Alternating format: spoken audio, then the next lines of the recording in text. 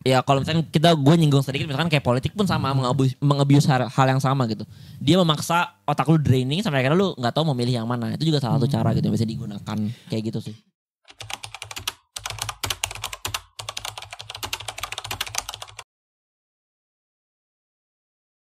Ini menarik sih, decision fatigue ya. Jadi kayak mungkin di kehidupan kita ngambil banyak decision gitu kan di hidup kita. Betul. Ya. Nah ini yang menariknya, nih aku coba sambungin ke kerjaan aku ya, SPM ya. Dibikin produk yang bagus ya di UX-nya itu mengurangi decisi yang perlu diambil sama user gitu. Jadi sedikit mungkin user untuk ngambil decision gitu. Betul. Contoh.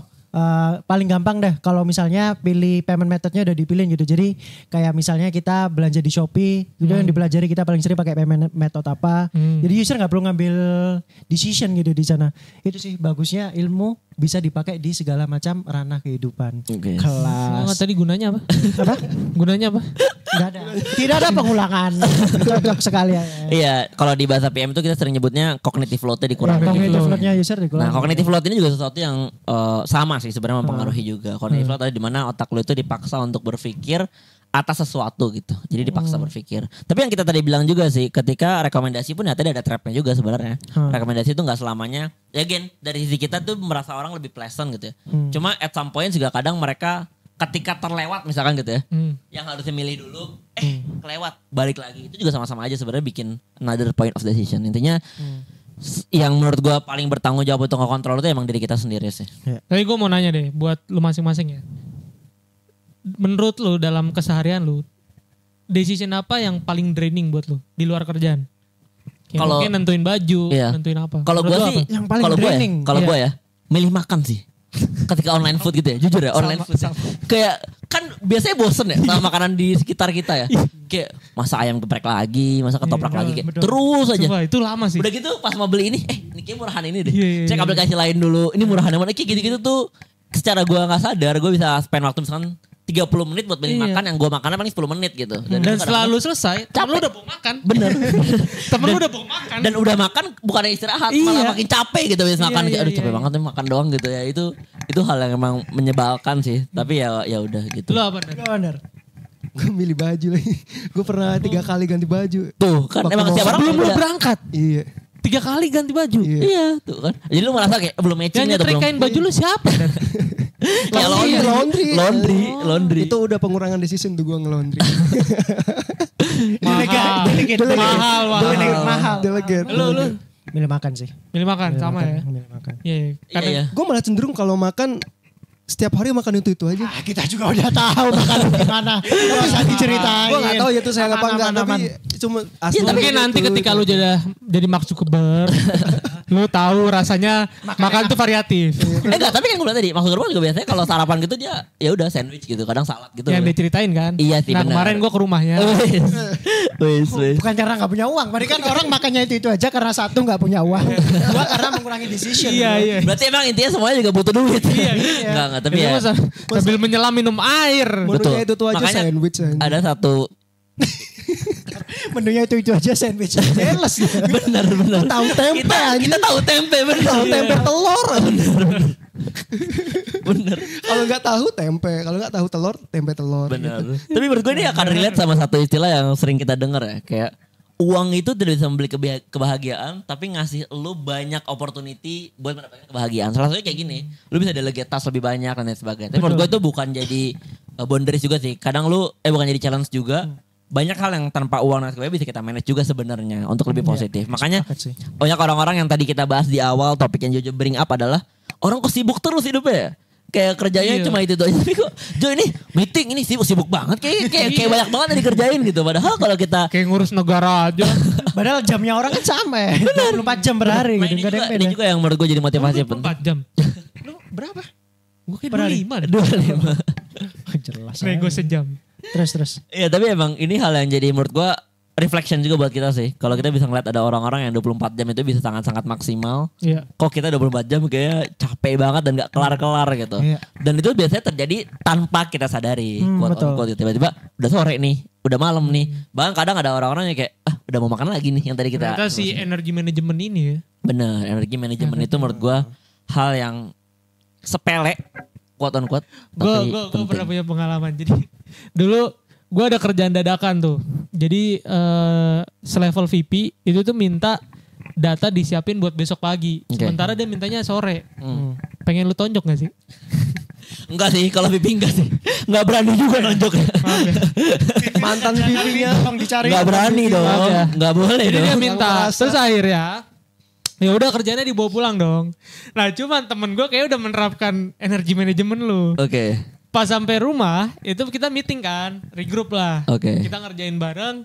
Itu benar-benar dia kayak orang pengen mati pak. Capek banget. Ngomong udah nyeret.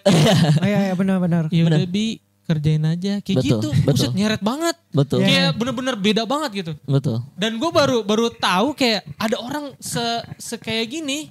Betul. Bener-bener kayak ada tombol on off-nya. Iya benar. Dan Nih aku juga pernah meeting hari Senin tuh. Meeting Senin pagi Pak. Masih weekend pikiran. Iya. Gua ditanya nama engineer gua. Joni gimana?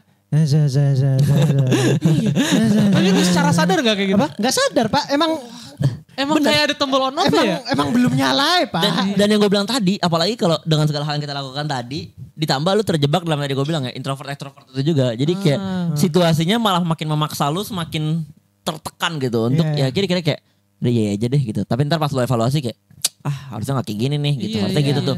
Dan penyesalan itu juga bikin tambahan drain lagi. Jadi kayak emang ini kayak paradoks ujung-ujungnya jadi loop. Lingkaran setan Infinite loop gitu. Ketika lu buat decision ngasal di hari itu, besok lu nyesel kayak aduh kenapa kayak gini ya. Iya. Tapi lu gak bisa ngubah, akhirnya jadi penyesalan, jadi draining lagi dan seterusnya. Ini kayak emang hal yang menurut gua harusnya sih ada bootcampnya gitu ya. Jadi kayak harusnya setiap menurut gua enggak teori gua bahkan onboarding session gitu-gitu tuh harusnya di kantor ada hal-hal kayak gini sih. Setiap orang tuh dipaksa setidaknya untuk memahami bahwa ada cara efisien loh untuk manage diri lu gitu. Nah, Dan itu bukan cuma tentang waktu, tapi juga tentang energi gitu. Nah makanya buat kantor-kantor yang butuh seminar kayak gini bisa undang lah ya kita bertiga. Bisa kok kita kasih Kontak di sini. kontak di sini. Kita kasih WA ya. Kasih WA di sini. Aman aing. Iya tapi ya emang energi manajemen ini satu hal yang menurut Iya. gua harus kita pelajari. Mungkin banyak pada akhirnya ya banyak yang nggak sadar tentang ini dan endingnya tuh ya decisionnya buruk gitu. Betul. Dan mungkin kita ngerasa decision buruk itu karena kita kurang belajar, kita Betul. kurang ini. Padahal sebenarnya ya lu karena lu capek aja. Betul. Iya, Dan kalau gue contohin ya satu hal lagi aja yang gampang banget adalah meeting tadi sih. Meeting tanpa bahan, tanpa outline apa yang mau Bener. dibahas hari itu, biasanya nggak jelas Iya, decision kacau yang ya. dibuat pun nggak maksimal. Iya, iya. Padahal lu sebagai orang yang bikin meeting, gue yakin Handra juga sebagai engineer merasakan sih apa yang kita suka lakukan gitu ya. Iya. Kadang-kadang meeting ngajak brainstorm, ngajak brainstorm, Iya, iya. tapi nggak bawa apa-apa gitu. Iya. Sosokan nanya, Dar, ini API gimana Dar? Ya lu tanya dulu sebelum meeting harusnya dong, ya kan? Harusnya siapin Iya. dulu, baru meeting itu memang harusnya baiknya memang decision point. Nah kalau kita learn dari orang-orang mungkin di Eropa gitu ya, itu kalau kita lihat behaviornya yang lebih mature ya, orang-orang yang mature biasanya meeting tuh 15 menit, 30 menit, itu benar-benar meeting tuh wrapping up, bahan dikasih sebelumnya. Bahkan kalau Jeff Bezos itu punya framework di Amazon itu 2 pages naratif. Jadi sebelum iya. meeting Iya. itu bentuknya nggak PowerPoint. Kenapa? PowerPoint itu bikin cognitive load karena lu jadi meliatin warna, liatin Iya. gambar dan lain sebagainya, lu nggak fokus sama poinnya. Makanya dia bikin namanya 2 pages naratif Hah. dan itu harus dibaca sebelum meeting. Jadi semua orang di ruangan itu Udah harus paham baca konteksnya. materi meeting hari itu. Jadi pas udah meeting nggak ada lagi yang nanya. Ini "Di ngapain?" API ini buat apa? Nggak ada, Iya. nggak ada lagi yang nanya kayak gitu. Iya, iya, iya, Dan iya. it- Itu sih. iya, dan kalau di Indonesia ya mungkin emang kita juga kebiasaan suka ngobrol ya, suka basa-basi. Akhirnya meeting itu bisa sejam, bisa 2 jam, yang padahal decisionnya juga ujung-ujungnya Sama aja. dibahas di Slack. Iya kan? Dibalikin lagi ya. Iya kan? Kita sisinya asing aja. Bener. Ujung-ujungnya kayak gini. Ujungnya Yang kayak paling kesel nanti kirim ke email aja ya. iya. Tapi kan Buat apa? gue yakin juga Handar mungkin sebagainya lu sering bilang kayak nanti gue get back ya. Iya kan? Terus ada lagi satu poin kalau meeting tuh kan kadang kan kita meeting kan sama beberapa divisi. Stakeholder, ya. Iya. Nah kadang bagian gue tuh masih entaran. Oh di akhir. Iya tapi gue juga harus Ikut dari awal. Ya, benar. capek banget sih. Dan penjelasan dari Nggak stakeholder relevan. lain gak relevan ke lu. Iya sebenarnya gak relevan. Betul. Itu udah lu raise ke kantor. Coba kantor lu gak gitu. Lu gitu juga, Bre. Emang gak gitu. Iya lagi, iya Iya, lagi. terus gue Iya emang lagi. hal kayak gini kalau kita mau spend time lebih banyak untuk mempelajari, gue sih yakin banyak hal yang bisa kita cut sih. Kayak Iya. banyak hal yang bisa kita bikin lebih efisien improve gitu. juga lah. Gue juga kadang dulu ngerasain sih sebagai orang yang suka bikin meeting gitu ya. Dulu gue suka datang meeting ya cuma ngelempar topik aja kan. kita mau bikin ini nih gitu. Gue Kasian gak ya, bawa topik di kantor ideation. lo ya. Gue Lempar-lempar topik ya. iya kan. Gue gak bawa ideation, gue gak bawa background, gue gak bawa reasoning. Ya pas meeting semuanya kayak ya udah akhirnya brainstorm nanya-nanya kan. Kayak ini apa. Brainstormnya jadi gak jelas gitu. Gak ada arahnya. ya. Bener, padahal tugas kita sebagai orang yang lead meeting itu harusnya udah prepare semuanya dan udah lu punya poin gitu. Decision yang lu harus dibuat 5, ya udah itu harus lu commit gitu. 1, decisionnya apa? 2, decisionnya apa? Apa yang mau dibahas? Apa backgroundnya? Semua orang jadi punya cukup data untuk buat decision. Karena kalau yang tadi gue bilang datanya nggak cukup, ya pasti kayak gini ya coba Jo siapin dulu assessmentnya Jo. Ntar kita bahas lagi besok kalau udah ready gitu. Kan ini hal-hal kayak gini tuh lu nggak sadari buang-buang waktu dan buang-buang resource yang tidak penting. Nah, gitu. yang ini aku terapin kalau misalnya waktu aku kerja tuh, waktu meeting, sebelum meeting tuh aku siapin yang kudu disiapin gitu ya. Jadi semuanya udah in context. Serius nih. Kelas. Coba tanya teman-teman aku. Kelas. Yang kedua adalah selalu aku ngedefine outcome-nya apa Pak di setiap meeting.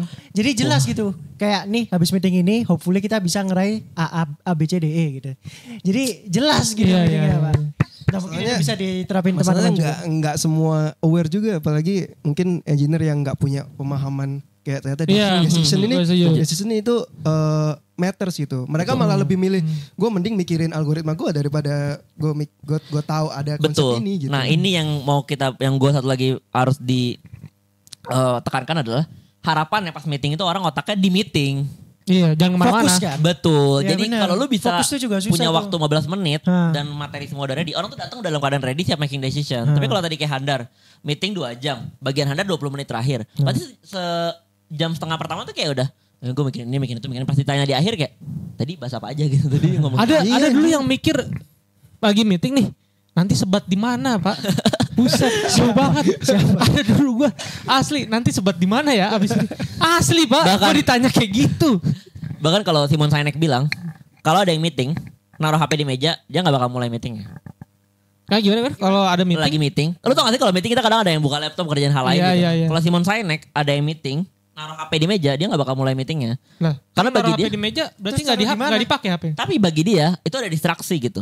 Ketika geter orang mungkin akan ngambil atau ketika bunyi bakal ngambil. Jadi emang baiknya itu ya nggak ada apapun distraksi gitu. Semua orang meeting, semua orang fokus sama hal lain. Tapi emang gue nggak menyalahkan juga orang-orang yang sambil ngerjain hal lain. Mungkin dia punya deadline dan meeting kita pun emang nggak efisien. Yang harusnya bisa dibahas 10 menit, bahas sejam. Stakeholder yang harusnya nggak di-invite semua. Nah, itu emang menurut gue again, infinite loop yang tadi kita bilang lingkaran setan itu sih. Padahal kalau kita bisa nge-disrupt itu dengan manage dengan lebih baik, banyak hal. Tapi ya itu sih maksudnya kadang kita disuruh baca kayak dokumentasi di meetingnya kan kadang di invitasinya kan ada tuh. Betul. Ada kayak dicantumin dokumen-dokumennya. Nah kita tuh sendiri baca tuh bingung apa yang mau dibaca. Masa gue mau baca semuanya gitu kan. Makanya tadi gue bilang kalau di Amazon misalnya frameworknya adalah 2 pages naratif. Jadi maksimal 2 halaman isi narasinya. Oh.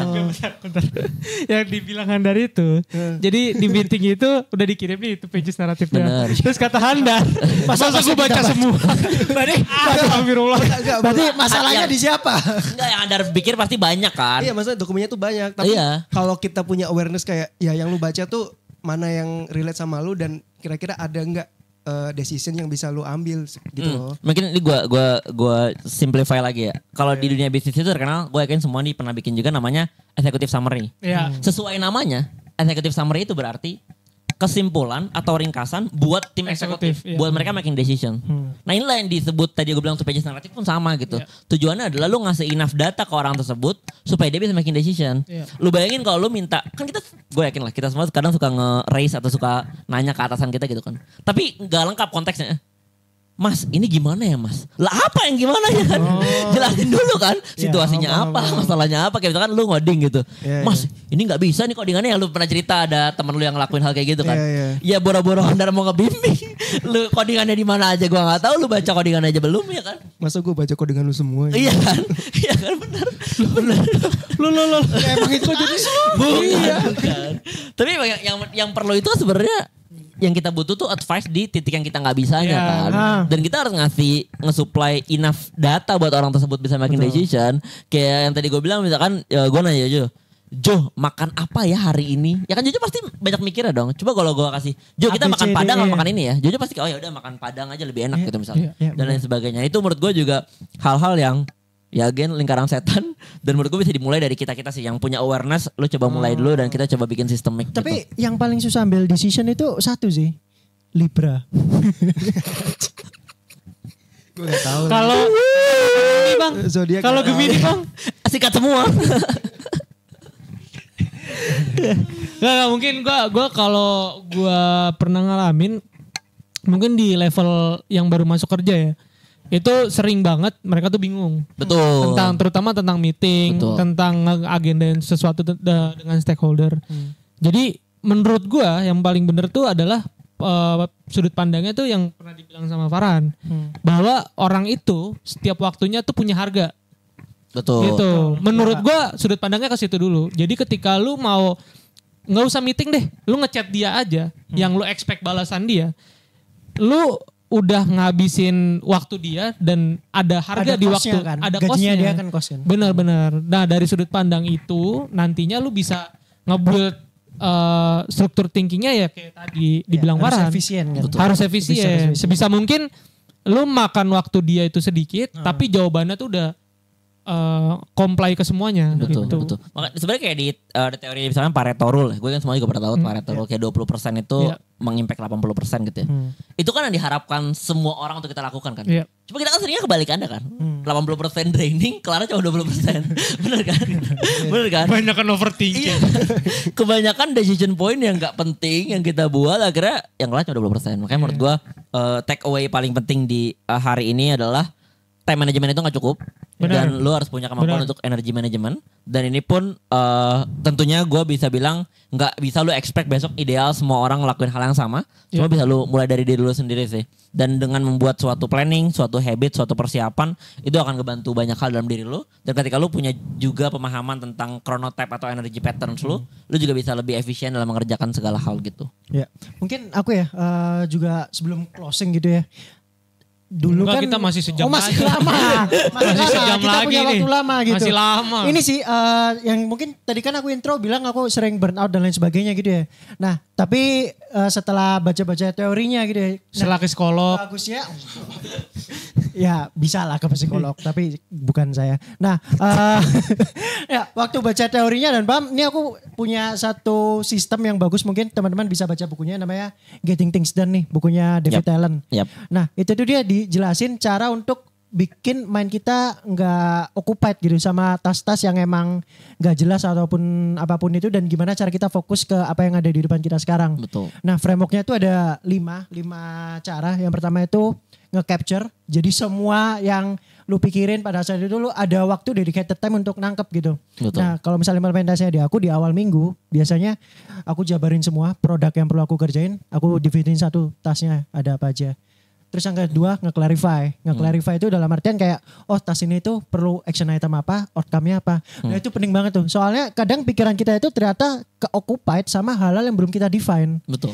Jadi kayak tadi tasnya gue mau mikir algoritma apa. Nah itu karena lu belum define action lu mau apa dan outcome yang lu harapkan apa. Nggak perlu lu kerjain pada saat itu juga. Betul. Kecuali 2 minutes rule kan. Iya. Itu yang perlu lu kerjain. Tapi lu perlu clarify itu. Nah yang ketiga lu organize. Ini prioritization sih sebenarnya. Jadi kayak mana yang sekiranya lu perlu kasih waktu banyak di waktu produktif lu. Mana yang sekiranya tas-tas yang emang kecil dan emang tapi perlu dedicated time gitu. Bukan yang 2 minutes gitu. Nah itu perlu di-organize. Terus yang keempat lu reflect. Lu kayak per hari biasanya kalau misalnya aku per hari juga ngeliat. Oh hari ini aku seberapa produktif. Terus kayak gitu-gitu. Baru yang kelima lu bisa engage gitu. Dengan apa yang lu lakuin per hari. Gitu. Jadi engineer namanya story point lah ya Ndar. Ya. Yang keenam kita di nggak ada. story point aja kadang Yang keenam. Di bukunya 5 ya. Oh. Gak tahu kalau ada yang oke. poin. Tapi ini serius sih. Semenjak aku ngelakuin itu. Jadi pikiran aku lebih plong. Perharinya aku tahu mau ngapain aja. Dan Punya waktu buat main FIFA. Betul. Udah ada testimoninya ya. Ada waktu buat anak istri di rumah. Yang anak lu di Cianjur ya. udah segini anaknya di Cianjur. Halo adek. Mau masuk podcast. Tadi Andar gimana Ndar? Enggak, tapi emang bener sih kayak defend tuh emang draining energy banget sih. Itu jadi Defend. Define. Oh gue kira defend bertahan. Tapi benar kata Puyol itu capek. capek Joy lo. Iya. Kata Michael Jordan juga capek. Define. Defend tuh apa maksudnya? Ya itu menjelaskan kayak jelasin action nge-clarify sih. Kayak mungkin breakdown ya, mungkin breakdown. Breakdown. Iya. Makanya kan kalau misal kita pakai tools Jira ataupun tools apa, kan sebenarnya tuh ya sprint ritual lah. Ya, itu kan kayak ngebuat kita ngedefine 5 proses itu kan. Betul. Kayak Backlog grooming. Ya lo yang pertama ngejelasin, nge-capture dulu mau ngapain. Backlog creation benar. Baru backlog grooming clarify. Itu ke clarify. Sprint planning organize. Kayak story point-nya berapa dan sebagainya. Sprint planning itu ya. Terus di tahap yang terakhir kita ada ini kan retro itu evaluate. Yeah. Tapi ada nggak teori yang kayak apa seberapa banyak sih lu meeting buat planning ngedefine story point itu seminggu itu berapa kali gitu? Maksud lu baiknya berapa kali? Soalnya ini pengalaman gue kadang karena gue kan mungkin pernah handle project tapi dari banyak squad mungkin ya. Oke. Jadi dan orang penting kan kayak di kantor kamu enggak squad A sama squad B kan mungkin orang yang enggak mungkin dipecat. Apa namanya planning planningnya atau apa namanya berbeda waktunya. Retrospektifnya tuh beda-beda kan. Dan kadang pernah sampai kayak mungkin dalam 2 minggu tuh maksudnya dalam seminggu itu gue sampai sekali tiap minggu tuh satu planning gitu. Oke. Yang berbeda. Kayak menurut lu itu ada gak sih hitungan kayak batasnya kayak itu yang drain banget tuh seberapa gitu? Sebenarnya kalau batas lagi baik ke masing-masing pribadi lagi sebenarnya itu nggak ada kayak ada panduannya. Tapi basically yang tadi kita bilang sih sebisa mungkin, se-efisien mungkin, sesedikit mungkin dan waktu itu terpakai dengan sangat maksimal gitu. Jadi misalnya kalau emang ada di 3 squad, ya harapannya lu join pada saat lu emang penting aja untuk ikut join gitu. Jangan sampai squadnya ini ada 20 story lu cuma 1, lu ikut semuanya kan buang-buang waktu juga kan. Kayak kalau bisa lu minta, coba dong yang gue duluan aja biar gue bisa langsung live meeting abis ini. Karena gue ngapain ikut sejam, tas gue dibahas terakhir, ujung-ujungnya juga cuma 2 story point. Apalagi itu hari Jumat, sore. Lu mesti nasi padang. Gak bisa gue. Ya kayak gitu. Aduh nasi padang banget nih. Nasi padang bro. Nah gue ada teori terakhir, don't ruin my Friday bitch. Tapi ada satu lagi sih buat nge-kick productivity itu biasanya Eat the Frog ya mungkin nama teorinya juga ada bukunya. Betul. Nah itu kayak lo memulai hari mungkin di jam-jam produktif lo itu dengan ngambil tas yang paling susah gitu. Jadi jangan sampai di jam produktif lu malah ngambil hal yang gampang gitu kan. Ya tadi kita bilang administratif tas. Itu kayak definisinya itu namanya the frog. Betul. Kayak kan gak enak kan makan kodok kan. Ya itu lu harus lakuin jam gak enak lu. Oh itu filosofinya. Next ya lu bisa makan yang enak. Oke. Siapa tahu ada orang yang suka makan kodok gimana? Covid namanya orang-orang makan kodok. Covid. Ya itu intinya ini harapan gue sih ini gue merasa diskusi ini sebenarnya lumayan banyak hal yang bisa kita pelajari gitu ya. Dan gue harapannya teman-teman saya juga bisa dapat value yang pakai diskusi hari ini bisa diterapin gitu. Dan kita feel free banget, kita open banget kalau teman-teman mau discuss gitu ya. Benar. Lu punya pendapat, lu punya pengalaman, boleh banget sharing-sharing. Kita juga akan dengan senang hati untuk discuss lebih lanjut sih. Atau kalian pengen mau ngediskusiin juga kayak punya opini lain gak apa-apa. Betul. Komen aja. Betul. Nah makanya kayak last thing yang menurut gue perlu di highlight adalah kurangin buang-buang waktu dengan bikin decision yang gak penting. Itu paling penting. Setuju. Karena dampaknya bukan cuma kantor doang yang rugi, lu juga rugi sebenarnya gitu. Bener. Jadi kayak bayangin kalau seorang dokter, nih terakhir aja analogi, bayangin kalau seorang dokter itu dia ngehandle 1000 pasien dalam sehari, gue yakin pasien 100 terakhir itu udah gak jelas sih decisionnya. Capek. Capek. Kebayang kan? Bahkan banyak kadang dokter itu yang mungkin kalau malam itu mungkin udah malas kadang berkomunikasi kan, udah capek. Ngomong udah kayak judes banget gitu. Iya mungkin. Lu pakai BPJS kali. Kenapa pakai lagi? Lu datang jam 9 malam pakai BPJS. Bikin orang lembur. Penyakitnya cuma flu lagi. Capek adik-adik. Oke, thank you teman-teman.